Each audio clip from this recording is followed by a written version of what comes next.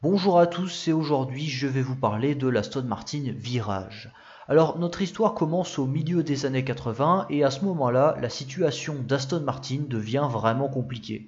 Déjà parce que la marque s'est lancée dans un projet trop ambitieux avec la Lagonda, qui était certes très technologique, mais bon, sa technologie ne marchait pas très bien, et Aston Martin ont perdu beaucoup d'argent sur ce projet.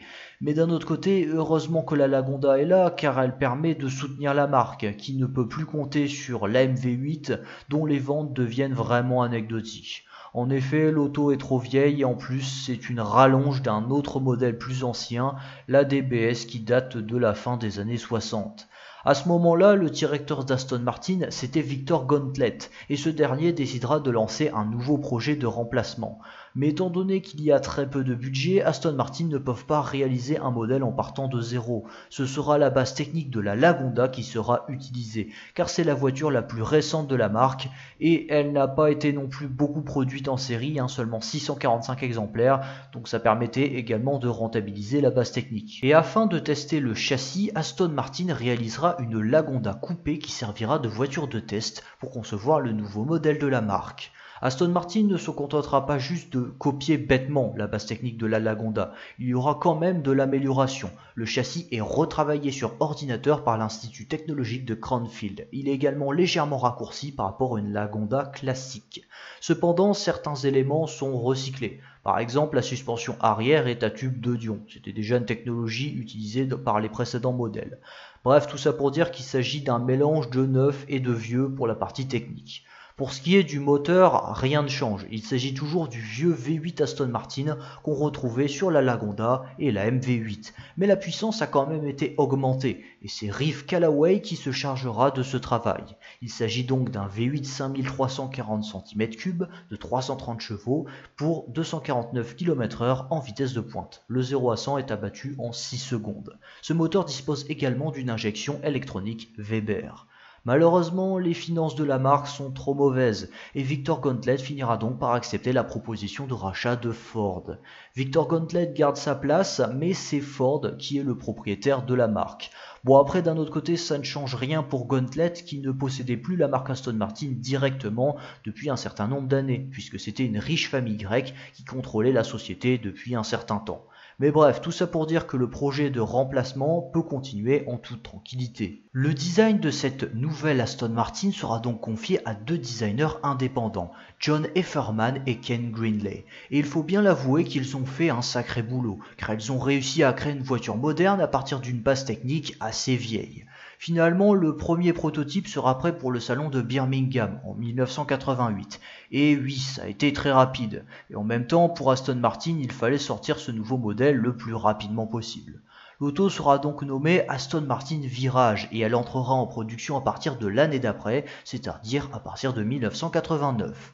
La Virage est réalisée de la même manière que toutes les autres Aston Martin, elle est entièrement réalisée à la main dans la pure tradition d'Aston Martin. Il s'agit donc d'un châssis en acier qui reçoit des panneaux d'aluminium qui sont travaillés, comme je l'ai dit, de manière artisanale, à l'aide d'outils et notamment de marteaux. De manière générale, une personne fabrique une pièce de carrosserie. Des fois, la fabrication de certaines pièces nécessite quand même l'intervention de plusieurs personnes sur une pièce. Et en termes de durée de fabrication, pour une pièce, ça pouvait prendre de 1 à plusieurs jours. Ce qui est quand même assez long, mais comme je viens juste de le dire, tout est artisanal. Pour ce qui est de l'intérieur, là aussi, chaque bout de tissu est assemblé manuellement. Alors au final, ça donne un intérieur réalisé entièrement en cuir connoli avec des panneaux de bois. On trouve également une climatisation moderne et très efficace, ainsi qu'un petit ordinateur de bord à touche pour indiquer l'état de la voiture en direct. Vous pouvez aussi trouver un système de siège réglable électriquement et avec un système de mémoire qui conserve vos paramètres. Sur la Virage, certains composants viennent de d'autres voitures. Les feux arrière proviennent d'une Volkswagen Sirocco, les rétros c'est ceux de la Citroën CX et les feux avant proviennent de l'Audi 200. Utiliser des pièces provenant de d'autres voitures permet quand même d'abaisser les coûts de production, mais aussi la durée de production, et ça permet aux clients de pouvoir changer facilement certaines pièces. N'oublions pas que les phares et les rétroviseurs sont des éléments qui peuvent s'user très vite. Pour ce qui est du moteur, il est assemblé intégralement par une personne. Ça dure une semaine et une fois qu'il a terminé, l'ouvrier place une plaque avec son nom sur le moteur. Pour Aston Martin, il n'y a rien d'exceptionnel car c'est une tradition pour la marque anglaise de apposer une plaque avec le nom de la personne qui a construit le moteur. Et une fois que la voiture est terminée, elle est analysée par un contrôleur qui va repérer le moindre défaut. I mean, you don't find this sort of thing going on at Toyota. Before cars are painted, a human being checks the body for blemishes, chinks and scratches. I'm just seeing if I can have a look at this pustulating sore, this Grand Canyon of a blemish. And do you know, seriously, it's absolutely perfect. I'm not kidding. There is nothing wrong with it. There is nothing wrong with it. Dave, what have you seen here? I've got to know, what is wrong with this bit of door? Right, we've got a dent here. There isn't. And one there, one there. No, there isn't. Where are the dents? There are Right, no come back dents. here, come back here. Now, go out and come back in. Just keep going out and you'll catch the... I'm sorry, Dave, I can't see a thing. There is nothing. How long has it taken that guy to do that door? 2.5 days, I think. 2.5 days? Yeah. And you've come along and you claim that he's left a Grand Canyon in there. So what's going to happen? He's got to come and do it all over again? He'll come and knock out the areas that want repaneling, file it up, and then when he goes into paint, it should be okay. No problem. And you do this with every car? Every single car. I bet they love you. Bref, tout ça pour dire que chez Aston Martin, on privilégie la qualité à la quantité. Et en même temps, ce sont des voitures chères, donc il faut bien qu'elles soient réalisées avec qualité. Alors bien entendu, la Virage est équipée de freins à disque d'ailleurs dont à l'avant ils seront ventilés, là où à l'arrière ce sont des disques pleins. Elle reçoit aussi une boîte de vitesse automatique Chrysler Torque-Flick à 3 rapports, mais on pouvait également opter pour une boîte manuelle à 5 rapports, et son réservoir pouvait contenir 109 litres d'essence. En termes de proportion, la Virage mesure 4,73 m de long, 1,85 m de large, 1,32 m de haut pour un empattement de 2,61 m et un poids à vide de 1790 kg. Le lancement de la Virage est un gros point positif pour la marque Aston Martin, puisque grâce à ce nouveau modèle, les ventes augmentent drastiquement. Au fil des années, la gamme se complète. En 1990, voit l'arrivée de la Virage volante qui entre en production et il s'agit d'une version cabriolet. Et en 1992, Aston Martin sort la Virage 6 litres 3. Cette version reçoit un V8 6347 cm3 de 500 chevaux pour 280 km/h en vitesse de pointe. Le 0 à 100 est abattu en 5 secondes 1. Cette version reçoit quelques modifications esthétiques, de nouvelles jantes OZ Racing et l'ABS. Vous pouvez également avoir une mini télévision en option. La configuration 6 litres 3 pouvait également être disponible sur une version volante, mais on pouvait aussi l'équiper sur une Virage d'occasion. Donc si un propriétaire avait commandé une Virage, il pouvait la passer en configuration 6 litres 3. Toujours en 1993, une nouvelle version de la Virage sort, il s'agit de l'Aston Martin Vantage V550. Cette version reçoit un V8 boosté à 550 chevaux pour 299 km/h en vitesse de pointe. Le 0 à 100 est abattu en 4 secondes 6. Sur le point de vue du style, la face avant et arrière ont été entièrement retravaillées. Les proportions de la voiture changent un peu et le poids vide augmente pour atteindre 1920 kg. La Vantage V550 reçoit aussi un intérieur retravaillé, une boîte manuelle ZF à 6 rapports ainsi que 4 freins à disque ventilés équipés du coup sur les 4 roues. Alors le problème avec l'arrivée de ces nouvelles versions, c'est qu'elles font de l'ombre à la Virage de base. C'est pour cette raison qu'Aston Martin décidera de lancer une série limitée, la Virage Limited Edition. Cette série limitée reçoit une couleur de carrosserie spéciale, il s'agit du British Racing Green. Elle reçoit aussi une calandre spécifique en forme de V. À l'intérieur, elle a une sellerie beige, du cuir de couleur beige sera également utilisé. En ce qui concerne la motorisation, la majorité des exemplaires recevront la configuration 6 litres 3, mais certaines seront équipées avec le moteur de base, mais avec 20 chevaux supplémentaires afin de contrer les normes anti-pollution, puisqu'un catalyseur, ça fait perdre des chevaux.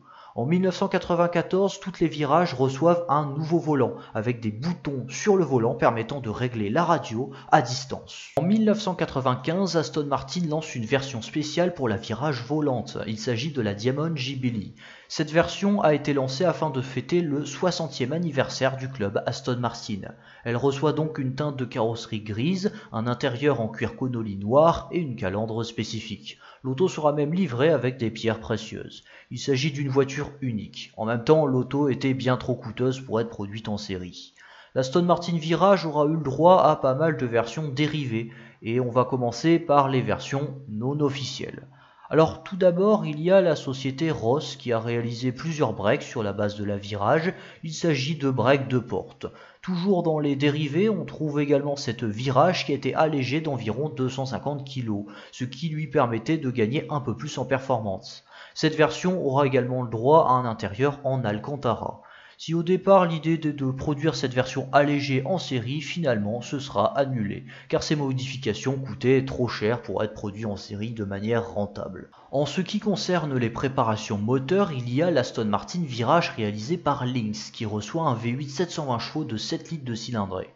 La vitesse maxi est inconnue et il s'agit d'un exemplaire unique. Il existe aussi une autre Virage de 7 litres qui, elle, a été modifiée par RSW et Lincoln Scott. L'auto est équipée d'un moteur de 500 chevaux et l'entièreté de la voiture a été restylée. Là aussi, il s'agit d'une version unique. Vous pouvez également trouver des versions dérivées directement du côté d'Aston Martin, puisque la division Aston Martin Works s'occupait de réaliser des versions spéciales sur la demande du client. Il y a tout d'abord eu la Virage Lagonda, qui est une version 4 portes berline, et certaines Virages Lagonda auront même droit à un arrière restylé. La Virage sera aussi proposée en break 2 portes ou en break 4 portes. Il s'agit de l'Aston Martin Virage Lagonda Vacances. Cette version rallongée pouvait accueillir 7 personnes à bord. Et pour l'anecdote, cette version utilise des feux arrière provenant de la Renault 21. Il existe aussi une Virage allégée réalisée en exemplaire unique. Et enfin, il y a les Special Series. Ce sont des voitures entièrement redesignées sur la demande du client et qui utilisent la base technique de la Virage. Ces voitures étaient produites à 3 exemplaires afin de rentabiliser les coûts de développement. Donc le client devait s'engager à acheter 3 voitures. La première Special Series reprend le design de la DB4 GT Zagato, mais en le modernisant. Ensuite, il y a la Special Series 2, une version restylée là aussi. Puis la M3 qui elle sera designée par Pininfarina et qui aura le droit à un intérieur spécifique. Et enfin il y a la M4 également designée par Pininfarina. Pendant ce temps-là, Aston Martin décide de remoderniser sa gamme. Et en 1996, la Virage est retirée pour être remplacée par l'Aston Martin V8 Coupé. Il s'agit de la même voiture mais avec un design dans le style de la version Vantage. Le moteur passe de 330 à 350 chevaux, la vitesse maximale précise est inconnue mais il semblerait qu'elle soit légèrement supérieure à 249 km/h. Le 0 à 100 est abattu en 5 secondes 9 au lieu de 6 secondes. En 1997, c'est au tour de la volante d'être stylée de la même manière. Cependant, quelques modifications supplémentaires seront quand même apportées. L'auto est rallongée de 20 cm afin de gagner plus de place à l'intérieur. Et justement, cet intérieur lui aussi a été amélioré avec une meilleure finition. Un lecteur CD et un GPS seront également proposés en option. En 1998, c'est au tour de la Vantage d'être améliorée avec une nouvelle version.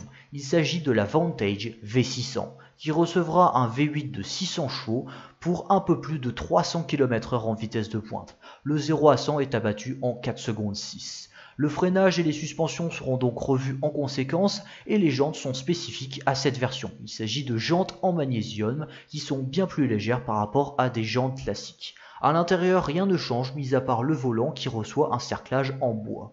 En ce qui concerne la boîte, il s'agit de la même que la V550, une boîte ZF manuelle à 6 rapports. En 1999, Aston Martin présente une nouvelle série limitée. Il s'agit de la Vantage Le Mans. Cette voiture a été réalisée afin de fêter le 40e anniversaire de la victoire d'Aston Martin aux 24 heures du Mans. Cette série limitée s'inspire donc de la DBR1 de course. La couleur de la voiture est identique à la DBR1 et certains éléments stylistiques sont repris comme les aérateurs sur le côté. La Le Mans dispose également de jantes en magnésium et à l'intérieur on a de l'aluminium brossé qui sera utilisé à la place du bois. Il permet aussi de mettre en valeur les compteurs qui sont désormais blancs. Un téléphone sera également proposé en option et chaque voiture recevra un petit sac assorti et placé à l'arrière, dans le coffre. Pour ce qui est du moteur, on pouvait opter pour celui de la Vantage V550 ou celui de la V600. Mais le moteur V550 ne sera pas beaucoup utilisé sur la Le Mans, car la Vantage V550 sera retirée au cours de l'année 1999, donc pile au moment où Aston Martin sort sa série limitée Le Mans. Donc la majorité des modèles recevront le moteur de 600 chevaux. Mais il ne s'agit pas du moteur d'origine, puisque sa puissance a été portée à 612 chevaux pour 320 km/h en vitesse de pointe. Le 0 à 100 est abattu en 3 secondes 9. Il s'agit donc du modèle le plus performant de la gamme Aston Martin. D'ailleurs, lors de sa sortie, la Le Mans a beaucoup impressionné pour ses performances hors du commun. Et même aujourd'hui, le Le Mans reste une voiture qui est très impressionnante. Et afin d'accueillir ce V8 surpuissant, Aston Martin ajoutera des extracteurs d'air sur le capot et sur la calandre à l'avant. L'Aston Martin Vantage Le Mans sera donc disponible durant 1 an et ce sera vendu à 40 exemplaires, car comme je l'ai dit, elle sert à commémorer les 40 ans de la victoire d'Aston Martin aux 24 heures du Mans. La dernière version qui sortira au cours de l'année 1999, c'est l'Aston Martin Vantage Volante. A la base, il s'agit d'une commande spéciale d'un client qui s'est adressé à Aston Martin Works en souhaitant avoir une Vantage en version cabriolet. Aston Martin ont trouvé que c'était une bonne idée et ils ont décidé d'ajouter ce modèle à leur catalogue. Il s'agissait donc d'une voiture réalisée un peu à la carte qui était donc entièrement personnalisable en fonction des demandes du client. Par exemple, un exemplaire recevra de l'Alcantara à l'intérieur et un autre sera même équipé du Traction Control. En 2000, aucune modification sera apportée à la Virage et à ses dérivés.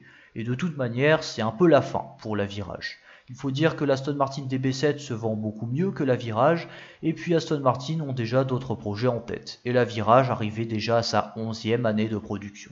De ce fait, elle finira par être retirée de la gamme en octobre 2000.